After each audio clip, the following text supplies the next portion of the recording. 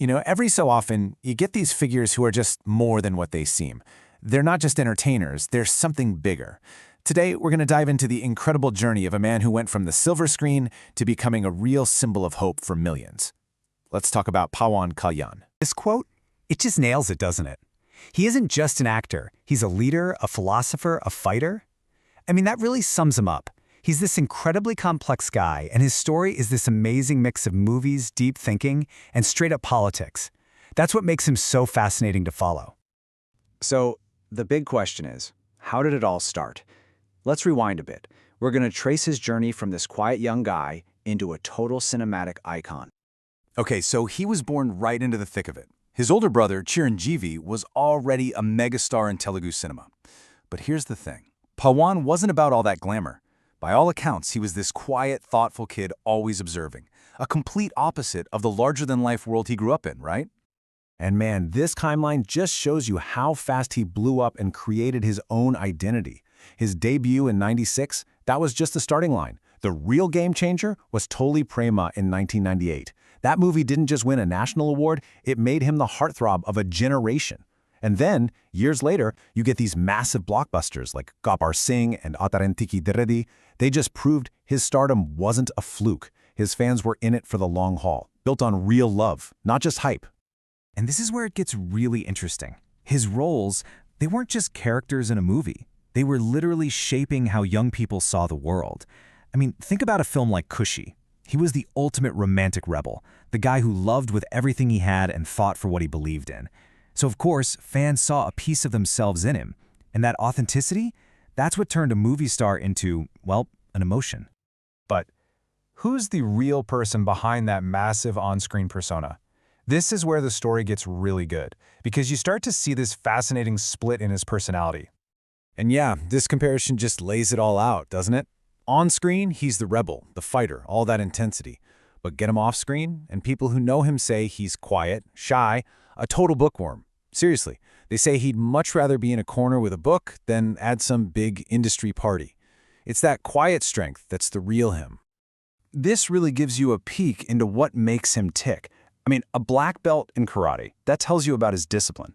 But then look at his influences. It's this wild mix of the spiritual leader Swami Vivekananda and the revolutionary Che Guevara. And you can totally see both sides in what he talks about. This idea of spiritual strength, but also this fiery desire to fight for the little guy. And this quote from him, it really says it all, I'm not attached to success or failure. What matters to me is doing the right thing. It just shows he's not caught up in all the fame and money. For him, it seems like it's always been about his principles, his conscience, not how much a movie makes at the box office.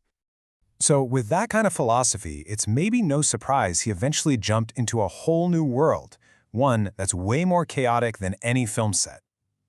Let's get into his leap into politics. The year is 2014, and this is the moment everything pivots. Pawan Kalyan basically puts his massive film career on hold to start his own political party. He calls it the Jana Sena Party, which literally means People's Army, and its mission was crystal clear right from day one. Fight for the common person against a system he felt was broken and corrupt. This wasn't just some celebrity dabbling in politics for attention. It felt like it was born out of real frustration. And with this one statement, he just laid it all on the table. I'm not here for power, I'm here for change. That wasn't about winning an election for him, it was about shaking up the whole system. And that message, it hit home for a whole generation that felt like nobody was listening. But as we all know, politics is a tough, messy business. And this next chapter in his story is all about the struggle. But it's also about this incredible sincerity and the kind of loyalty that kept his whole movement from falling apart. Yeah, in politics, just having charisma isn't going to cut it. The Jana Sena Party faced some major setbacks. He was constantly getting attacked by his opponents, calling him a part-time politician who would just run back to the movies, and his party took some really heavy losses in the elections. He even lost in both of the seats he personally ran for. That's a huge blow for a star of his size. A lot of people told him to just quit, but he didn't. So you gotta ask, what kept him in the fight? Well, a fan base that's unlike anything you've ever seen. They don't just call him a star, they call him Anna, which means elder brother. It's personal. Their loyalty is this deep connection built on faith, a belief in his honesty.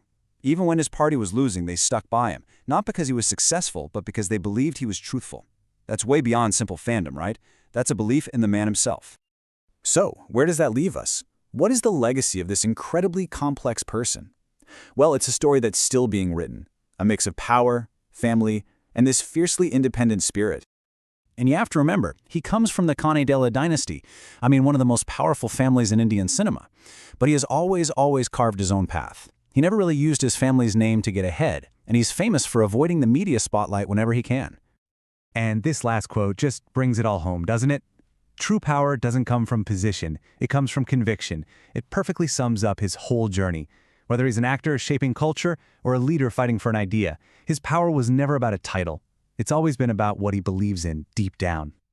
And that leaves us with a really fascinating question to think about.